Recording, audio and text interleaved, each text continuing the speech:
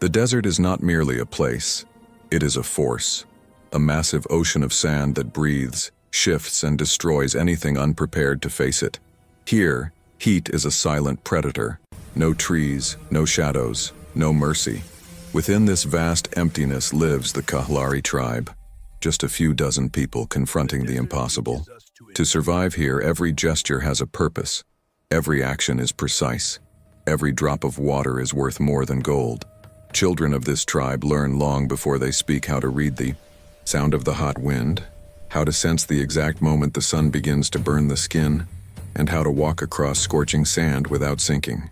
They don't simply grow under the sun, they grow to fight it. No enemy is more relentless than the lack of water. The tribe depends on underground wells that shift, vanish, and reappear like ghosts. Some days the desert offers. On others, it hides everything. Today they dig. The ground is hard as stone. The sand burns their hands, but they do not stop, because stopping means dying. Then, finally, one drop, small, fragile, almost insignificant, but to them, it is life. By 11 a.m., the desert becomes a beast. The temperature climbs rapidly. The air trembles. Skin aches. The tribe seeks shelter, not from the light, but from the invisible impact it brings. Here, shade is not comfort. It is survival. When the sun reaches its peak, no one walks. No one hunts. No one works. Even the desert pauses. But heat is not the only threat. Sometimes the opposite arrives.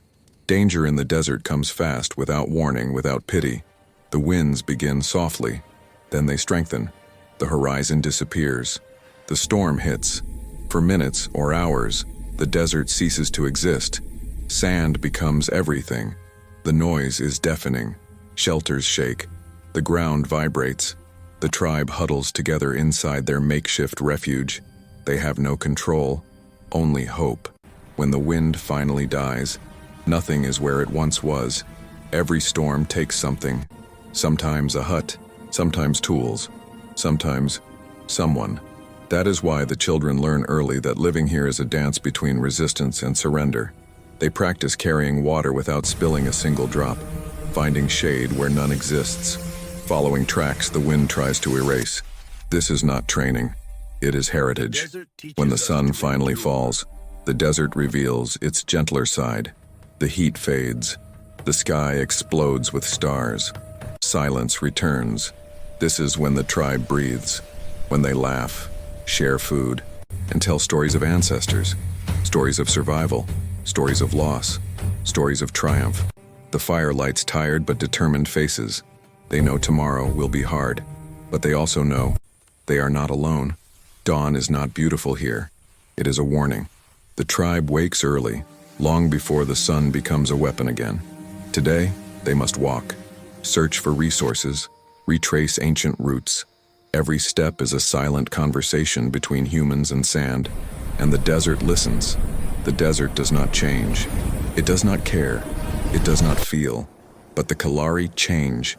Every day they learn something new, create a technique, discover a sign, find another way to survive in a place most people couldn't endure for a single afternoon. The battle is daily, relentless, endless, and still, they continue. In the vastness of this desert that almost kills, there stands a small testimony to human resilience, a living reminder that humanity can endure anything, even heat that defies science. The Kalahari tribe does more than survive. They persist, they adapt, they overcome, and while the world forgets this burning stretch of sand, they remain steadfast, resilient, unbreakable. To them, this desert is not the end. It is home. This is the desert that almost kills you, and the people who refuse to die.